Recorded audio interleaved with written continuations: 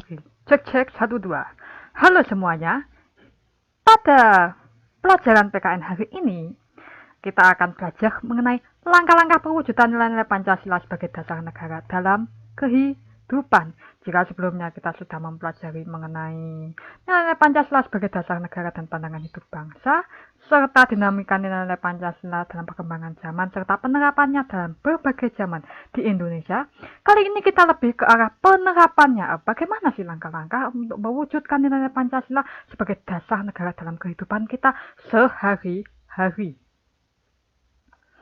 Ya, Pancasila yang berisi ajaran atau prinsip moral merupakan hasil pemikiran manusia yang membuktikan bahwa ajaran ini memiliki nilai yang luhur, tidak bertentangan dengan agama dan kepercayaan yang ada di dalam masyarakat Indonesia.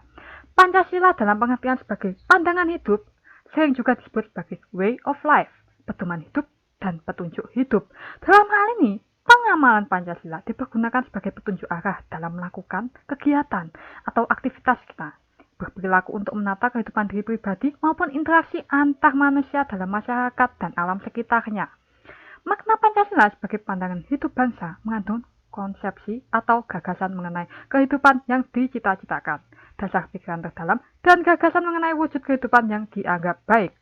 Oleh karena itu, Pancasila sebagai pandangan hidup bangsa merupakan kristalisasi dari nilai-nilai kehidupan dalam masyarakat dan dijunjung tinggi oleh bangsa Indonesia, seperti berdoa sebelum makan, bertemu teman, saling bertegur sapa.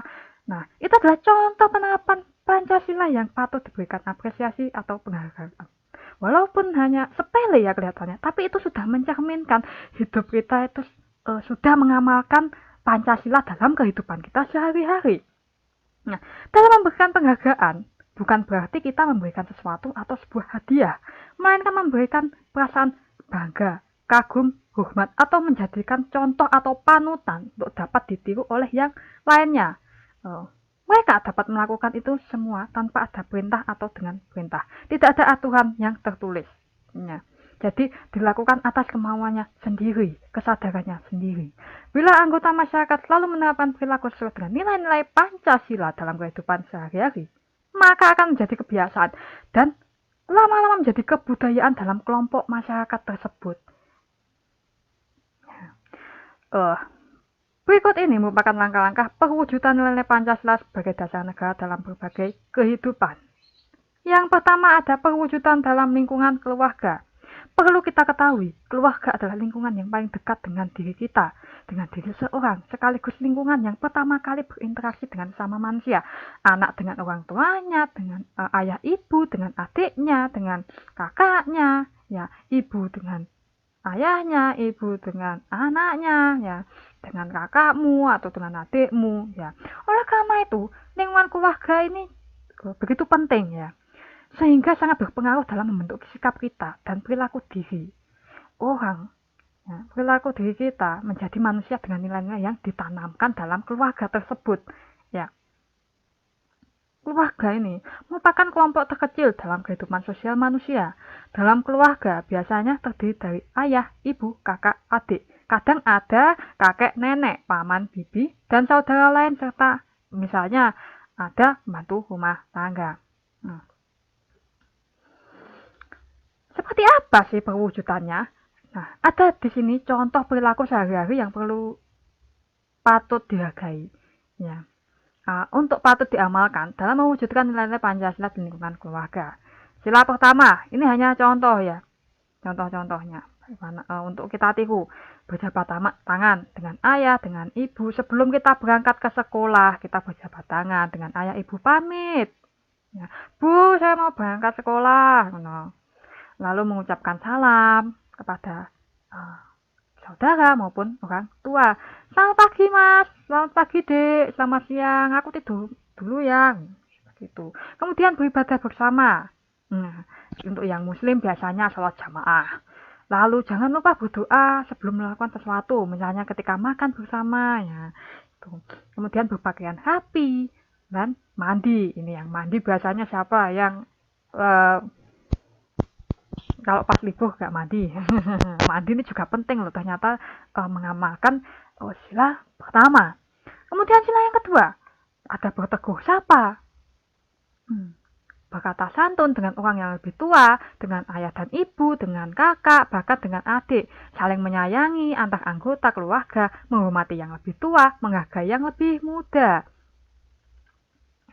Sila ketiga, yaitu rukun, tidak bertengkar, saling membantu, atau bisa tidak berkelahi, mengalah dengan saudara kita yang lebih muda, bersedia untuk berbagi makanan atau mainan, ya, atau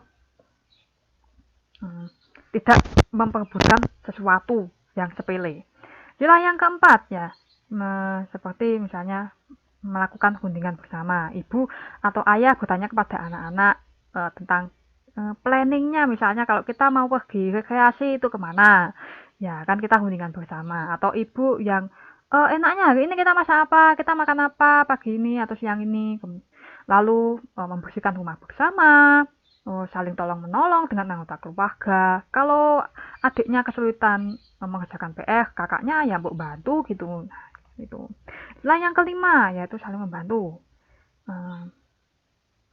Kemudian membantu adik mengerjakan pekerjaan rumah seperti sila keempat yang mirip-mirip. Terus membagi makanan dengan adil. Lalu kalau tidak bersebelah, ya memihak yang benar. Misalnya kalau adiknya salah, ya diberitahu kalau itu salah, ya yang dia lakukan itu. Dan menasihati adiknya bila melakukan kesalahan seperti itu. Next kita lanjut ke perwujudan nilai-nilai Pancasila dalam lingkungan sekolah ya. Sekolah merupakan lingkungan kedua setelah keluarga bagi siswa dan guru. Sekolah ini termasuk lingkungan formal yang membentuk diri seseorang agar menjadi manusia cerdas, terampil, dan berkarakter. Dengan demikian, dalam lingkungan sekolah dapat dijadikan proses penerapan nilai-nilai Pancasila sehingga dapat membentuk karakter dan perilaku seseorang sesuai dengan nilai-nilai Pancasila. Ya. Okay. Next. Nah, contoh perilaku sehari-hari yang patut dihargai dalam mewujudkan nilai-nilai Pancasila di lingkungan sekolah yaitu beberapa hal, yaitu sila yang pertama yaitu berjabat tangan dengan guru jika bertemu. Biasanya kalau di gerbang sekolah ketemu gurunya, selamat pagi bu, sambil cium tangan. Lalu mengucapkan salam, ya menyapa gurunya. Ya, ketika bertemu jangan cuma diam aja. Kemudian berdoa sebelum dan sesudah pelajaran. Biasanya sebelum pelajaran kan kita ada doa. Ya. Kemudian ibadah bersama dengan teman-teman. Sila yang kedua, bertegur sapa dengan teman, berkata yang baik dengan guru dan teman ya, tidak membuli teman. Nah ini dia biasanya kalian kan suka ini ya, dikit-dikit ngolok-ngolok temannya, bully temannya, weh ini kadang tanpa sadar kita berkata kotor ya, itu tidak baik. Nah, sila yang ketiga ya, rukun, tidak bertengkar atau tawuran ya. Tidak hanya dalam kelas tapi antar kelas itu tidak boleh, jangan sampai tawuran apalagi sampai antar sekolah. Dan meminjamkan alat tulis ya pada teman, tapi temannya ya tahu diri, jangan sampai dihilangkan ya alat tulisnya. Kemudian berkelompok dengan siapa saja ya, bekerja sama dalam kelompok ya. Kemudian sila keempat, berunding dalam menetapkan jadwal piket kelas misalnya seperti itu ya, berunding untuk menetapkan ketua dan wakil kelas ya, saling tolong menolong, atau guru biasanya bertanya kepada siswa sebelum mengambil suatu keputusan, misalnya dalam mengajar apakah sudah paham atau belum ya, kalau belum nanti enaknya gimana seperti itu.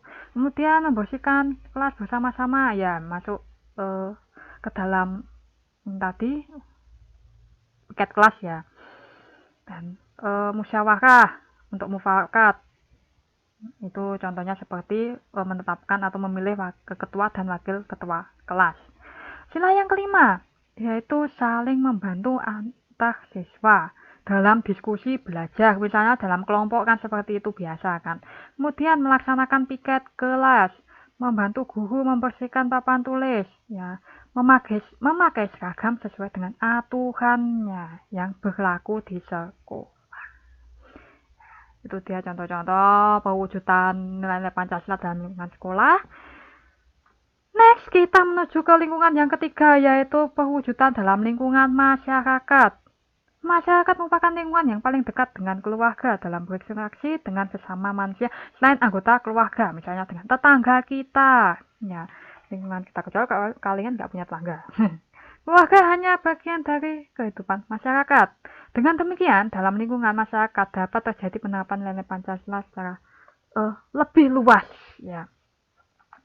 Karena tetangga kita itu ada yang punya anak, sudah berkeluarga, ya. Jadi bagaimana interaksi kita terhadap orang yang lebih tua, terus orang yang lebih muda. Ya.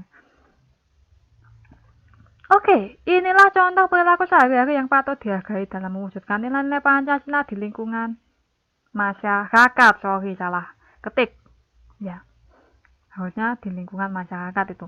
Sila yang pertama, yaitu berjabat tangan. Monggo, mengucapkan salam ya. Ketika bertemu tetangga, biasanya kalau kita di Jawa kan, monggo, seperti itu tadi ya.